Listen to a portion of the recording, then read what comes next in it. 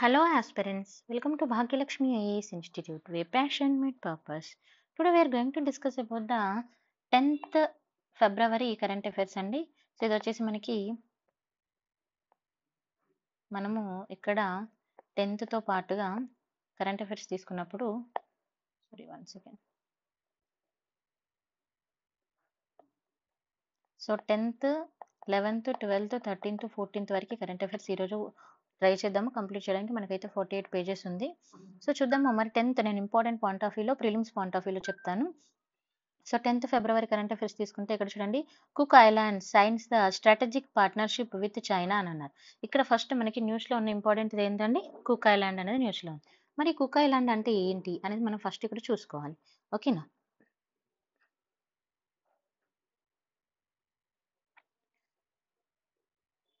So అయితే ఇక్కడ చూడండి, Cook Island has sign the comprehensive strategic partnership agreement. ఎవరితోటండి, చైనా తోటి పెట్టుకుంది. ఈ పాయింట్ ఆఫ్ వ్యూలో మనం ఫస్ట్ ఆఫ్ ఆల్ ఈ కుక్ ఐలాండ్ గురించి మనం చూసుకోవాలి. ఓకేనా. అండ్ దీని యొక్క మెయిన్ ఏం ఏంటంటే enhance the cooperation, trade and tourism, renewal energy అనే దాని మీద దీని యొక్క మెయిన్ ఫోకస్. మరి జియోగ్రఫికల్ ఓవర్వ్యూ తీసుకుంటే ఇది ఎక్కడ ఉందంటే సౌత్ పసిఫిక్ ఓషన్. ఓకేనా. Situated in the South Pacific Ocean and north east New Zealand between the America, okay, America, Samoa and French Polynesia దగ్గర ఇక్కడ మనం చూడొచ్చు. సో మీకు ఇక్కడ లింక్ కూడా ఉంది, మీరు చూడొచ్చండి ఓపెన్ చేసుకొని. తర్వాత నదరన్ ఐలాండ్ తీసుకున్నప్పుడు మనకి ఇది ఎక్కడ అంటే ఇప్పుడు సౌత్ ఐలాండ్, నదరన్ ఐలాండ్ ఇవి తీసుకున్నప్పుడు వీటి యొక్క లొకేషన్ చూసుకోవాలి. ఓకే. నెక్స్ట్ వచ్చేసి హైయెస్ట్ పాయింట్ తీసుకుంటే ఇక్కడ చూడండి, ఇక్కడ మనకి 652 మీటర్స్ ఆన్ ద, ఇక్కడ చూడండి రాట్రోంగా ఐలాండ్ అనేది మనం ఇక్కడ చూడొచ్చు ఈ ఏరియాలో. తర్వాత డెమోగ్రఫిక్, ఇది కూడా మనం ఇంపార్టెంట్గా తీసుకుంటే ఇక్కడ మోస్ట్ ఆఫ్ ద పాపులేషన్ ఎక్కడ ఉంటారంటే ఈ రారోటాంగా ఐలాండ్లో ఉండడం అనేది మనం చూడవచ్చు. అండ్ క్యాపిటల్ సిటీ, ఇది కూడా మనం ఇక్కడ చూసుకోవచ్చు అండి, అవరా అనేది క్యాపిటల్ సిటీ. సో ఇది మనము సింపుల్గా ఏంటి అని అంటే రీసెంట్ అగ్రిమెంట్ ఎవరెవరికి జరిగింది, కుక్ ఐలాండ్కి ఉన్న చైనాకి మధ్య జరిగింది. ఎందుకు అనంటే ఫర్దర్ డెవలప్మెంట్. ఓకేనా. Further trade, tourism, renewal energy వీటి కోఆపరేషన్ కోసం ఇది జరిగింది సింపుల్గా. Next Kashmir hand noted carpet gets new geographical indication logo. అయితే మనకి కాశ్మీర్ ఇక్కడ మనకి కార్పెట్ అనేది మనం చూడొచ్చండి. అయితే వీటికి జియోగ్రఫికల్ ఇండికేషన్ అనేది మనం ఇక్కడ న్యూస్లో ఉంది. మరి ఇది చూసుకుంటే చూడండి, geographical indication registry in Chennai, it has granted a new logo అనేది ఇక్కడ ఇవ్వడం జరిగింది. దేనికండి, కాశ్మీర్ హ్యాండ్ నాకెడ్ కార్పెట్స్కి, అంటే కాశ్మీర్లో తయారు చేసే అక్కడ హ్యాండ్మేడ్తో చేశారు కదా, సో వాటికి ఇక్కడ ఒక న్యూ లోగో అనేది ఇచ్చారు. అయితే ఇది ఎందుకు చూద్దాం. So this step aim to protect the exclusively of the famous carpet from the Kashmir. So అంటే ఇప్పుడు ఒక ఐడెంటిటీ వచ్చిందంటే దానికి ఒక ఫేమస్ అనేది ఉంటుంది కదా, సో దాన్ని ఇంకా మంచిగా ఫేమస్ చేయడానికి దాని యొక్క ఇంపార్టెన్స్ అనేది తెలియజేయడం కోసం. అయితే ఇది వచ్చేసి ట్రెడిషనల్ హ్యాండ్ నాకుడు కార్పెట్. సో లోకల్గా దీన్ని ఏమంటారంటే కాల్ బఫే అని అంటారండి, important. So dates back to the 15th century time నుంచి మనం వీటిని చూడొచ్చు. హిస్టారికల్ ఇన్ఫ్లుయెన్స్ తీసుకున్నప్పుడు జస్ట్ ఎవరి టైంలో అనేది మనం చూసుకోండి. ఇక్కడ చూడండి, Sultan Zain ul Abidin believed has a brought carpet weaver from, ఎక్కడ నుంచి అని అంటున్నారు, పార్షియా అండ్ సెంట్రల్ ఏషియా నుంచి వచ్చారని చెప్పడం జరుగుతుంది. వచ్చి ఇవి ఇక్కడ లోకల్ కాశ్మీర్స్కి ట్రైనింగ్ ఇచ్చారని చెప్తారు. తర్వాత వీవింగ్ లూమ్స్ తీసుకుంటే ఏమేమి ఉన్నవి, ఇదంతా అవసరం లేదు. మళ్ళీ ఇక్కడ చూడండి, ఇక్కడ నాట్ టైప్లో మనం టైప్స్ చూసుకోవాలి. టైప్స్ తీసుకుంటే దర్ ద 2 టైప్స్ అనేవి మనం ఇక్కడ చూడొచ్చండి. Kashmir carpet for the Farsi బఫ్ అని అంటాము, and the Persian system also known as a Senneh and Senhi knots, అంటే 2 టైప్స్ ఇక్కడ మనం చూడొచ్చు, ఒకటి ఇది ఒకటి ఇది. ఓకేనా. అయితే నెక్స్ట్ వీవింగ్ టూల్స్ తీసుకుంటే మరి ఇక్కడ వీళ్ళు ఏ విధంగా యూజ్ చేస్తారంటే చూడండి, wooden are metal combo to push the not tightly. అంటే ఇప్పుడు మీకు వీవింగ్ చేయడం ఐడియా ఉంటే తెలుస్తుంది, ఇలా ఉంటాయండి. సో ఇవి ఎలా అంటే చిన్న చిన్నగా పక్కన పోగులతోటి అది చేయడం అయితే జరుగుతుంది అన్నట్టు. అయితే ఇక్కడ మనకి ఇంపార్టెంట్ ఎగ్జామ్ పాయింట్ ఏంటంటే జిఐ ట్యాగ్డ్ కాశ్మీరీ క్రాఫ్ట్ కూడా మనం చూసుకోవాలి. So along with hand knotted carpet and 6 other Kashmir craft కూడా మనం ఇక్కడ చూడొచ్చండి, జిఐ ట్యాగ్ రిజిస్టర్ అయినవి. ఒకటి papier mache and Kashmir pashmina, తర్వాత కాని, తర్వాత సోజ్ని, నెక్స్ట్ వచ్చేసి Khatamband and walnut of wood carving. So ఇవన్నీ కూడా మనకి జిఐ ట్యాగ్ రిప్రజెంటేటివ్గా ఉన్నవి. సో ఒకసారి మంచిగా చూసుకోండి. Next Indian cricket team players visit the Jagannath temple in Puri. ఇదంతా ఇంపార్టెంట్ ఏం కాదు, బట్ ఎందుకు ఇంపార్టెంట్గా చూసుకోవాలంటే ఇక్కడ మన ఇండియన్ క్రికెట్ టీం కాబట్టి మనకి స్పోర్ట్స్ పాయింట్ ఆఫ్ వ్యూలో అడిగే ఛాన్స్ ఉంటుంది కరెంట్ అఫైర్స్లో. ఇక్కడ 3 ఇండియన్ క్రికెట్ టీమ్స్ అనేవి మనం ఇక్కడ రావడం అయితే చూసాము. ఓకేనా. అయితే ఈ పాయింట్ ఆఫ్ వ్యూలో మనం చూసుకోవాల్సింది ఏంటంటే జగన్నాథ టెంపుల్ అనేది మనకి ఇంపార్టెంట్ ఆర్ట్ అండ్ కల్చర్ పాయింట్లో. మరి జగన్నాథ టెంపుల్ ఎక్కడ ఉంది? పూరిలో, ఒడిశాలో ఉంది. ఇది వచ్చేసి లార్డ్ జగన్నాథ హిందూ దేవుడు. మనకి ఇక్కడ విష్ణువును మనం చూడొచ్చు. హిస్టారికల్ బ్యాక్గ్రౌండ్ తీసుకున్నప్పుడు కన్స్ట్రక్షన్ అనేది చూడండి, కింగ్ అనంతవర్మన్ చోదగంగ దేవ అతను కన్స్ట్రక్షన్ అనేది అతని రీజియన్లో జరిగింది 12th సెంచరీ టైంలో. ఓకేనా. తర్వాత రథయాత్ర అనేది ఇక్కడ చాలా ఫేమస్ అండి జగన్నాథ టెంపుల్ దగ్గర. తర్వాత పిలిగ్రిమేజ్ సిగ్నిఫికెన్స్ తీసుకున్నప్పుడు ఫోర్ సాక్రెడ్ పిలిగ్రిమేజ్ సైట్స్ అనేవి మనం ఇక్కడ చూడొచ్చు. చార్ధామ్ అనేది చాలా చాలా ఫేమస్. సో దీన్ని మనం చార్ధామ్ అని కూడా అంటాము. సో ఇది వచ్చేసి Hindu temple. And one more important అంటే యునెస్కో వరల్డ్ హెరిటేజ్ సైట్లో ఇది మనకి లిస్ట్ చేయబడి ఉంది. And the temple is also recognised as a UNESCO world heritage site. ఈ పాయింట్ ఆఫ్ వ్యూలో చూసుకోవాలి. తర్వాత ఆర్కిటెక్చర్ తీసుకున్నప్పుడు కళింగ ఆర్కిటెక్చర్ అనేది మనం ఇక్కడ చూడొచ్చు. ఎగ్జాంపుల్ ఇక్కడ ఆర్కిటెక్చర్ ఏ విధంగా ఉందనే దాన్ని మనం చూసుకోవాలి. తర్వాత temple complex, okay, it including the strains, gardens ఉన్నాయి. తర్వాత సాక్రెడ్ ట్యాంక్స్, ఇలా మనకి ఏమేమి ఉన్నాయని చూసుకోవాలి. తర్వాత మెయిన్ టెంపుల్ తీసుకుంటే centre of the inner courtyard అనేది మనం ఇక్కడ చూడొచ్చు. తర్వాత no shadow, the temple is designed in such a way that no shadow of temple ever touched the ground. అయితే ఇక్కడ ఏమంటున్నాడు, టెంపుల్ యొక్క షాడో అనేది గ్రౌండ్ని టచ్ అవ్వకుండా మీరు చూసుకుంటే ఇట్లా ఉంటుంది. కొంచెం ఇక్కడ మళ్ళీ వెడల్పుగా వచ్చేసి ఇలా మనము జగన్నాథ్ టెంపుల్ మీకు ఐడియా ఉంటే చూడొచ్చు. అంటే ఇప్పుడు ఇలా స్ట్రైట్గా ఉంటే షాడో ఇటు కానీ పడుతుంది. ఇప్పుడు ఇక్కడ షాడో వచ్చేసి మనకి ఈ మళ్ళీ సైడ్కు ఉన్న దాని మీద పడుతుంది. ఇలా మనకి ఎందుకంటే స్టెప్స్ లాగా ఉంటుంది జగన్నాథ్ టెంపుల్. మీరు హైదరాబాద్ కూడా ఉంది, చూడొచ్చు. తర్వాత సో అది స్పెషల్ అన్నట్టుగా. మరి ఎక్కువ ఎవరు ఉంటారు గుడిలో అని అంటే లార్డ్ జగన్నాథ, బాలభద్ర అండ్ సుభద్ర మనం చూడొచ్చు. ఓకేనా. నెక్స్ట్ ఇక్కడ చూడండి, పెనసెల్ అంటే ద టెంపుల్ పెనసెల్ 20 ఫూట్ హై చక్ర అనేది మనం ఇక్కడ చూడండి అంటే వీల్. ఇక్కడ ఇది మనకి సిటీలో మనం ఒక విజిబుల్గా ఉంటుంది. నెక్స్ట్ సత్కోసియా టైగర్ రిజర్వ్ గురించి మనకి న్యూస్లో ఉంది. It launches the sambar breeding initiatives.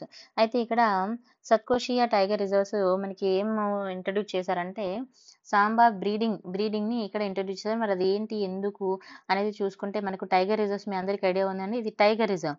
So tiger రిలవెంట్గా కొత్త బ్రీడ్ అనేది తీసుకురావడం జరిగింది. సో చూడండి, Odisha the captive breeding program for Samba will take place at the Satkosia. ఎక్కడ అనేది చాలా చాలా important point. Division of Satkosia tiger reserve. Okay. మరి ఈ సత్కోటియా టైగర్ రిజర్వ్ తీసుకుంటే ఇది ఎక్కడ ఉంది అని అంటే it is a heart of Odisha అని అంటాము. ఇది 4 డిస్ట్రిక్ట్స్ని కవర్ చేసుకుంటుంది. Angul and Cuttack and Boudh and Nayagarh. And దీని కాంపోజిషన్ తీసుకుంటే మనకి ఏమేమి ఉందని చూసుకోవచ్చు. తర్వాత ఏరియా వైజ్గా అడగరు జస్ట్. తర్వాత elephant reserves, it is also part of the, ఇక్కడ చూడండి మహానది ఎలిఫెంట్ రిజర్వ్లో ఒక పార్ట్గా కూడా ఉంటుంది. తర్వాత జియోగ్రఫికల్ ఫీచర్స్ తీసుకుంటే బయాలజికల్ ఇంపార్టెన్స్ తీసుకున్నప్పుడు 2 మేజర్ బయాలజికల్ రీజన్స్ ఇండియాలో మనం ఇక్కడ చూడొచ్చండి, Deccan peninsula and eastern Ghats. తర్వాత టెరైన్ తీసుకున్నప్పుడు moderate to hilly with moderate and steep slopes అనేవి మనం ఇక్కడ చూడొచ్చు. నారో వ్యాలీస్ అనేవి ఇక్కడ ఉండడం మనం చూడొచ్చు. తర్వాత ఎలివేషన్ తీసుకున్నప్పుడు ఇక్కడ రేంజెస్ ఎంత నుంచి ఎంత అని అంటే రేంజ్ 37 నుంచి 932 మీటర్స్ రేంజ్ అనేది మనం ఇక్కడ చూడొచ్చు. తర్వాత వెజిటేరియన్ అండ్ ఫ్లోరా తీసుకుంటే అంటే ఏ టైప్ ఆఫ్ చెట్లు కానీ ఫ్లోరా అంటే ఏ విధంగా ఉంటాయనేది చూడొచ్చు. చూడండి, it consist of the north Indian tropical most deciduous forest and most peninsula low level sal forest అని చూడొచ్చు. తర్వాత డామినెంట్ ట్రీ తీసుకుంటే ఇక్కడ చూడండి along with asan and dhaura and bamboo, simul ఇలాంటివి మనం ఇక్కడ చూడొచ్చు. మరి ఫనా తీసుకుంటే ఎక్కువగా మనకి ఇక్కడ టైగర్ రిజర్వ్ అనేది చాలా ఫేమస్. ఓకే. ఇంకా తీసుకుంటే ఎంగేజ్డ్ స్పీసెస్ తీసుకుంటే ఫ్రెష్ వాటర్ క్రొకొడైల్ అనేది కూడా మనం ఇక్కడ చూడొచ్చు. నెక్స్ట్ న్యూస్‌లో ఏముంది అనంటే సెబీ తీసుకుంటే it mandate the new rules for algorithmic trading in India. అయితే ఇక్కడ మనకి సెబీ మనం ఆల్రెడీ డిస్కస్ చేసాము. Securities and exchange board of India అని అంటామండి. సో ఇది ఏం చేస్తుందంటే న్యూ రూల్స్ అనేది ఇక్కడ ఇంట్రొడ్యూస్ చేశారు. ఏంటిది అది? For algorithmic trading in India. అయితే మరి ఇది ఏంటి? ఎందుకు అనేది తీసుకుంటే SEBI has redirected stock exchanges to the M-panel algorithm trading providers and established the rule for the use of APIs. అయితే మరి అల్గారిథం ట్రేడింగ్ అని అంటుంది. అసలు అది ఏంటి అని అంటే మనం ఇక్కడ చూడండి. ఇక్కడ algorithm trading involves the executing trade orders. ఏవైతే ట్రేడ్ ఆర్డర్స్ ఉంటాయో ఎగ్జిక్యూట్ అయిన trade orders through the computer program that follow the pre defined rules. అయితే ఏదైతే మనకి ఎగ్జిక్యూటింగ్ ఆర్డర్స్ ప్రీ ఆర్డర్స్ ఉంటాయో మనకు ఆల్రెడీ కొన్ని రూల్స్ డిఫైన్ చేసి ఉంటాం కదా. సో ఆ రూల్స్ ప్రకారము ఈ కంప్యూటర్ ప్రోగ్రామ్స్ని ఎగ్జిక్యూట్ చేస్తుంది అన్నట్టుగా. తర్వాత స్పీడ్ అండ్ ఫ్రీక్వెన్సీ తీసుకున్నప్పుడు ఇది కంపేర్ చేసుకుంటే స్పీడ్ అండ్ ఫ్రీక్వెన్సీ అనేది మనము హ్యూమన్ ట్రేడర్స్ కెనాట్ మ్యాచ్. దీన్ని హ్యూమన్ ట్రేడర్స్ అంటే నార్మల్ ఇప్పుడు హ్యూమన్స్ కూడా ట్రేడింగ్ చేస్తూ ఉంటారు కదా.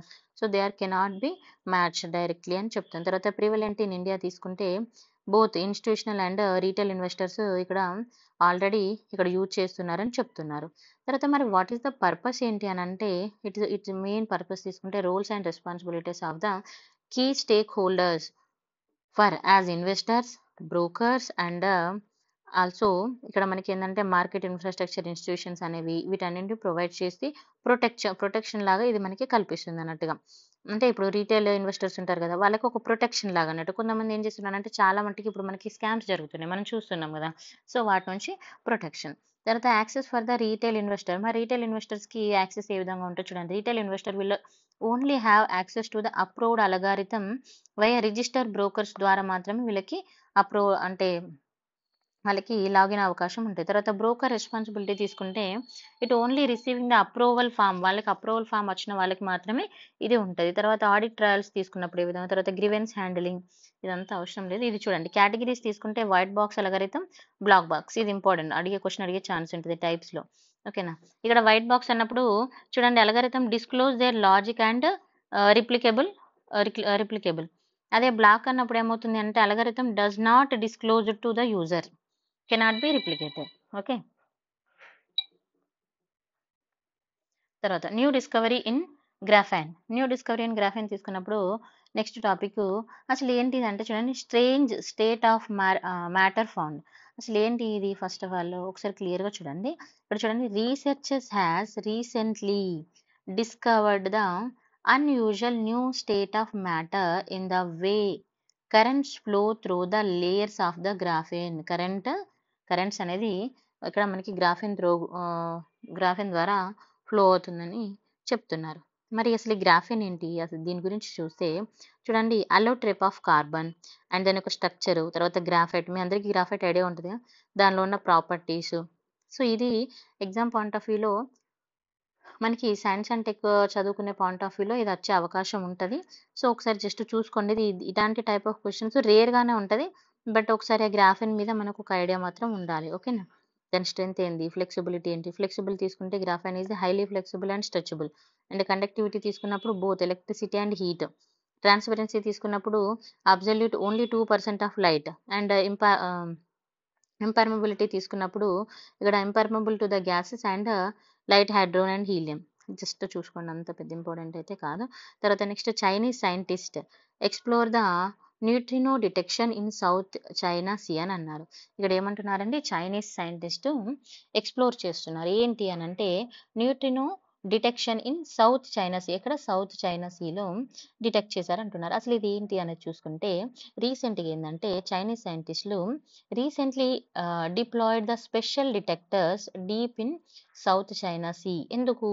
To investigate the possibility of creating the large underwater observatory and detect the nutrients.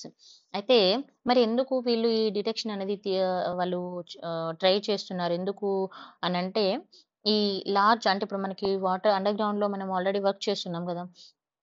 So ఇంకా డీప్గా ఎంతవరకు మనం చేయగలుగుతాము అనే దాని ప్రాసెస్లో ఒక ఇన్వెస్టిగేషన్ అనేది వీళ్ళు కండక్ట్ చేశారు. ఇక్కడ మనము న్యూట్రినో డిటెక్షన్ అని అన్నాం. మరి న్యూట్రినోస్ అంటే ఏందంటే, so nature of neutrinos. Neutrinos are nearly massless electrically neutral subatomic particles that reacted very weakly with the matter and making them extremely difficult to detect. Okay. Historical background అనేది just ఒకసారి చూసుకోండి. తర్వాత ఆహ్, దానంత అవసరం లేదు. ఇది చూడండి. Sources of the abundance of the neutrinos ఎక్కడి నుంచి వస్తాయి జనరల్‌గా అనేది సోర్స్ తీసుకుంటే, మనం ఇక్కడ సోర్సెస్ అనేది ఒకటి చూసుకోవచ్చు. తర్వాత ప్రివలెన్స్ ఇక్కడ చూడండి. ఇది మనం ఇంపార్టెంట్‌గా తీసుకోవచ్చు. ఇంపార్టెన్స్ ఇన్ సైన్స్ తీసుకుంటే, neutrons plays the essential role in particular physics. Okay. And stellar physics and black hole research and cosmology. ఈ పాయింట్ ఇంపార్టెంట్. ఇది మనకు ఎగ్జామ్‌లో దానికి ఇంపార్టెన్స్ మీద అడిగే ఛాన్స్ ఏమన్నా ఉంటే ఉండొచ్చు. ఓకేనా? Next, government to amend the civil liability for the nuclear damage act అని అన్నాం. సో మరి ఏంటి న్యూక్లియర్ డ్యామేజ్ యాక్ట్, ఏంటి సివిల్ లయబిలిటీ అనేది ఫస్ట్ తీసుకుంటే, civil liability for the nuclear damage act అంటే సిఎల్ఎన్డిఏ అని అంటామండి. ఓకేనా? The union government has announced, union government ఏమనౌన్స్ చేసింది, ప్లాన్ టు అమెండ్, ఏదైనా అమెండ్ చేయాలంటుంది, civil liability for the nuclear damage యాక్ట్ని అమెండ్ చేయాలనుకుంటుంది. ఓకేనా? ఇది 2010లో ఉంది మనకి. సో మరి and atomic energy act 1962 which is expected to boost the prospect of the American and French ah, nuclear power campaigns and who projects has been stalled due to the legal issues. మనకి కొన్ని projects అనేవి ఆహ్, ఇంకా proper అంటే అవి ప్రాపర్‌గా జరగకుండా ఆగుతూ ఉన్నాయన్నట్టుగా. So ఎందుకు అనంటే ఒక 15 ఇయర్స్ నుంచి ఇది ఉంది. సో ఇష్యూ అనేది ఉంది. ఈ ఇష్యూని సాల్వ్ చేయాలంటే కొన్ని చేంజెస్ తేవాలి.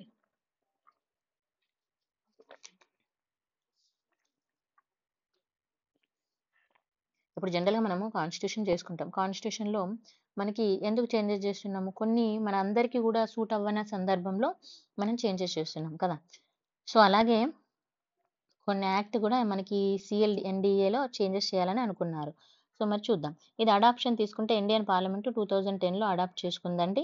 ఓకేనా? Provide the legal framework for the addressing the nuclear incidents. ఎక్కడ ఇండియాలో న్యూక్లియర్ ఇన్సిడెంట్స్‌ని అడ్రెస్ చేయడానికి దీన్ని తీసుకొచ్చారు.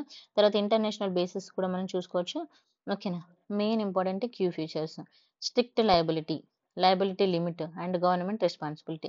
చూడండి, స్ట్రిక్ట్ లయబిలిటీ తీసుకున్నప్పుడు no fault liability on nuclear plant operations. తర్వాత లయబిలిటీ లిమిట్ తీసుకున్నప్పుడు nuclear accident is capped 15,000 CR requiring to the maintain the, అంటే వానికి ఫైనాన్షియల్ సెక్యూరిటీ ఎంత ఉండాలంటే 15,000 సిఆర్. తర్వాత గవర్నమెంట్ రెస్పాన్సిబిలిటీ ఏంటంటే క్లెయిమ్ చేయాలి. ఇఫ్ క్లెయిమ్స్ ఎక్సీడ్స్ 15,000 కంటే ఎక్కువ క్లెయిమ్ చేయకుండా ఉండాలి ఫస్ట్ ఆఫ్ ఆల్. ఒకవేళ ఎక్కువ చేసిందనుకో, అప్పుడు government expected to step the cover the additional cost అనేది వస్తది. సో మరి అలాంటప్పుడు ఎలా మేనేజ్ చేయాలనేది కూడా ఇంపార్టెంట్ కదా! సో ఇప్పుడొచ్చేసి ఆ లిమిట్ తీసుకున్నప్పుడు 2100 నుంచి 2300 క్రోర్ వరకి మనం ఇప్పుడు చూడొచ్చు. అయితే మరి టైమ్ లైన్ గాని తీసుకున్నప్పుడు ఎప్పుడైనా కూడా సింపుల్‌గా చూడండి. ఒక 10 ఇయర్స్ కింద 30,000 సాలరీ వస్తే సరిపోయింది. ఇప్పుడు అదే పర్సన్‌కి 1,00,000 సాలరీ వస్తే సరిపోతుందా? First question. ఎందుకు సరిపోవట్లేదు? అప్పుడు అంటే సింపుల్ చెప్తున్నా.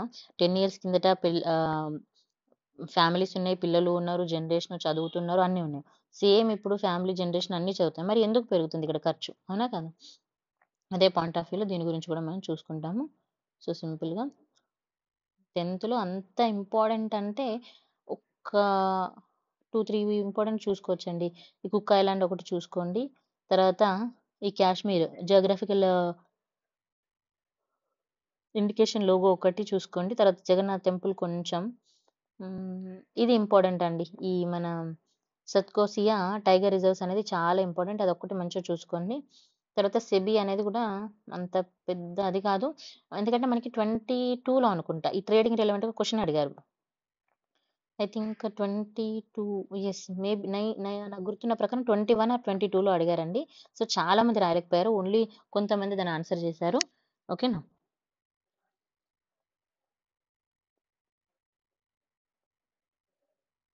సో నెక్స్ట్ వచ్చేసి మనకి 11థ్ ఫిబ్రవరి. 11థ్ ఫిబ్రవరి తీసుకున్నప్పుడు Bharat Biotech's and lumpy skin disease vaccine approved గురించి తీసుకున్నప్పుడు, ఇది ఇక్కడ మనకి ఎందుకు న్యూస్‌లో ఉందన్న పాయింట్ ఆఫ్ వ్యూలో తీసుకుంటే మనం ఒకసారి చూడొచ్చు. సో, కంటిన్యూ పెట్టాలా? సెపరేట్‌గా పెట్టాలా? అని ఆలోచిస్తున్నాను. ఓకే. నేనిది బ్రేక్ చేసి నేను నెక్స్ట్ క్లాస్‌లో ఇది చెప్తాను. సో, వెంటనే ఇప్పుడే దీన్ని కంటిన్యూ చేస్తాను.